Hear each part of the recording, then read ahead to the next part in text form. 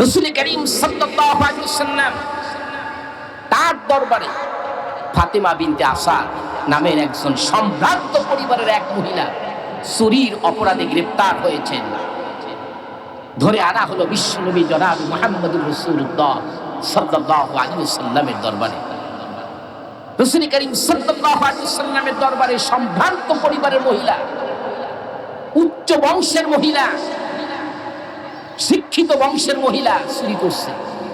শিক্ষিত চোর আমাদের সমাজে নাই, নাই তো? আহারে,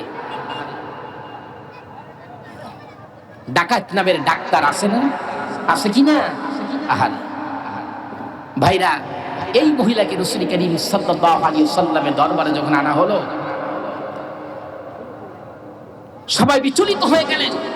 এই মহিলা সম্ভ্রান্ত পরিবারের একজন মহিলা, উচ্চ বংশীয় একজন মহিলা, তার হাতে কি বিশ্বনবী জনাব মুহাম্মদুর রাসূলুল্লাহ সাল্লাল্লাহু আলাইহি ওয়াসাল্লামকে কেটে দিবেন নাকি? সবাই বিচলিত হয়ে গেলেন। আল্লাহর নবী কি বিচার করবেন? সবাই গিয়ে যায়েদ ইবনে উসামা রাদিয়াল্লাহু তাআলা আনহু তার কাছে গেলেন, বললেন, যায়েদ, তুমি তোমার শৈশব কৈশোর সব কিছু রাসূলুল্লাহর কোলে তোমার কেটেছে।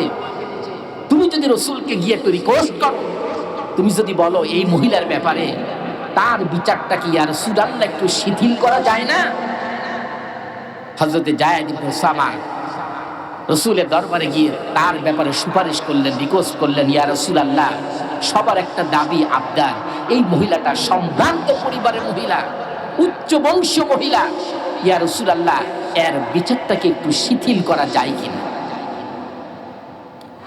আল্লাহর নবী বললেন, দীর্ঘ কণ্ঠে জানিয়ে দিলেন, তোমাদের পূর্বেকার লোকেরা এইভাবে সম্ভ্রান্ত লোক, তারা যদি অপরাধ করত, অন্যায় করত, চুরি করত, ডাকাতি করত, এদেরকে শাস্তি দেওয়া হতো না, এদের কোনো কম্প প্রদর্শন করা হতো, আর নিচু শ্রেণীর লোকদেরকে শাস্তির আওতায় আনা হতো। আল্লাহর কসম করে বলি, আল্লাহর শপথ করে বলি, তোমাদের পূর্বেকার লোকেরা এই জন্য ধ্বংস হয়ে গিয়েছে। আল্লাহর শপথ করে বলি, শুধু এই মহিলা নয়, আজকে যদি আমার কলিজার টুকরা আমার মেয়ে হযরতে ফাতেমা রাদিয়াল্লাহু তাআলা আনহা, সেও যদি চুরি করত, চুরির অপরাধে আমার দরবারে তাকে আনা হতো, আমি বিশ্বনবী জনাবে মুহাম্মদুর রাসূলুল্লাহ সাল্লাল্লাহু আলাইহি ওয়াসাল্লাম, আমি আমার ফাতেমারও হাত কর্তন করে দিতাম। এই হচ্ছে ইসলাম, এই হচ্ছে কোরআন, এই হচ্ছে আল্লাহ পাকের বিধান। জোরে বলেন ঠিক কি না? ভাইরা, কোরআন যদি আমাদের রাষ্ট্রে প্রতিষ্ঠিত হয়ে যায়, আমাদের রাষ্ট্রটা, সমাজটা কেমন হয়ে যাবে? ভাইরা, ষোড়শী রূপসী এক গধূলি লগ্নে সুন্দরী এক নারী, এক মহিলা, একজন মেয়ে বিকাল বেলা পাহাড়ের পাদদেশ থেকে হেঁটে যাচ্ছে, দামি দামি অলংকার পরে, সূর্য ডুবুডুবু ডুববে ডুববে, কলিজাটা থরথর করে মেয়েটার কাঁপতেছে।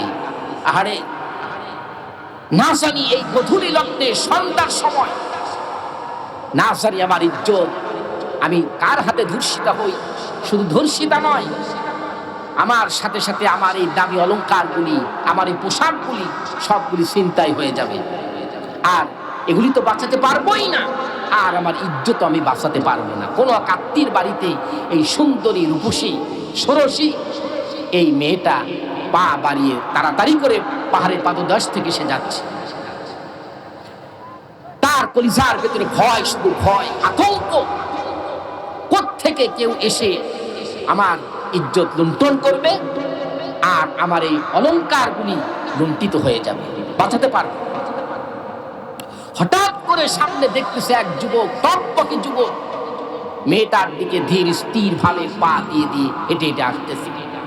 মেয়েটার পায়ের তলার থেকে মাটি খসে গিয়েছে, থরথর করে কাঁপতেছে, চেহারা থেকে রক্ত বর্ণ সরে গিয়েছে, চেহারা নীল হয়ে গিয়েছে, থরথর করে কাঁপতেছে। এই যুবকের হাত থেকে আমাকে এখন কে বাঁচাবে? কোথায় কেউ নাই, চিৎকার দিলে কোনো মানুষ আসবে না, কে আমাকে এর থেকে বাঁচাবে? যুবকটা আস্তে আস্তে হাঁটতেছে, হাঁটতে হাঁটতে হাঁটতে হাঁটতে মেয়েটার একেবারে যখন কাছে এসেছে, মেয়েটা থর করে কাঁপতে কাঁপতে জমিনের মধ্যে, মাটির মধ্যে বসে পড়েছে। যুবক এবার এই তরুণীর ভয় বিহম্বলার চোখের দিকে তাকিয়ে মমতাময় কণ্ঠে বললেন, মা তুমি ভয় পেও না। কেন তুমি ভয় পাচ্ছ? আমি তোমার গন্তব্যে তোমাকে আমি পৌঁছে দিব,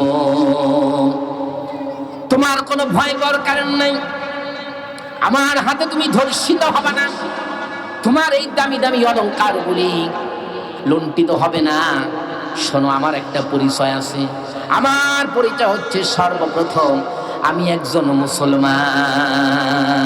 সুবহানাল্লাহ, সুবহানাল্লাহ।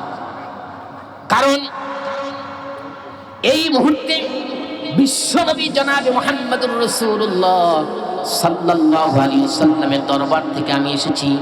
আমি তার পবিত্র হাত মোবারকের মধ্যে হাত দিয়া আমি কালিমা পড়েছি। আমি পড়েছি আশহাদু আল্লা ইলাহা ইল্লাল্লাহু ওয়া আশহাদু আন্না মুহাম্মাদান আবদুহু ওয়া রাসূলুহু।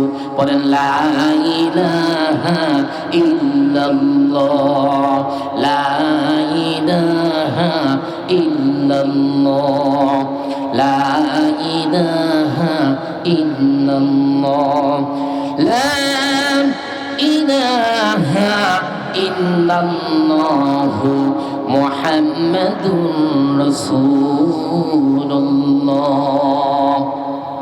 কোরআনের একটা অধিকারের কথা বলেছিলাম। এক নম্বর অধিকার কি বলেছিলাম? কোরআনের সব আয়াতগুলি আমাদের বিশ্বাস স্থাপন করতে হবে। এরপরে 2 নম্বরে হচ্ছে, দেখি কদ্দূর যাইতে পারি, শর্টকাটে ব্যাখ্যার দিকে না গেল। 2 নম্বর অধিকার হচ্ছে কোরআনকে সহি শুদ্ধভাবে পরিপূর্ণভাবে তেলাওয়াত আমাদের শেখা, তেলাওয়াত করা এবং আমাদের শিখতে থাকা, তেলাওয়াত করা এবং আমাদের শিখতে থাকা। কারণ এই কোরআন সহি শুদ্ধভাবে পড়ার হুকুম কার বলেন? কে করেছেন? আল্লাহ পাক রব্বুল আলামিন। আজ বুড়া হয়ে গেছে, অবাক হয়ে যায়। কত বুড়া বুড়া মানুষ দেখবেন কত কঠিন কঠিন জারি গান গায় কি না? এরপরে সোনাবানের পুঁথি বহুত কিছু গায় কি না? 70 বছর, 80 বছর, 75 বছর, 90 বছর বয়স হয়ে গেছে, জারি গান গাইতেছে, তবলা বাজাইতেছে, ঢোল বাজাইতেছে, এক লাইনও ভুল হয় না।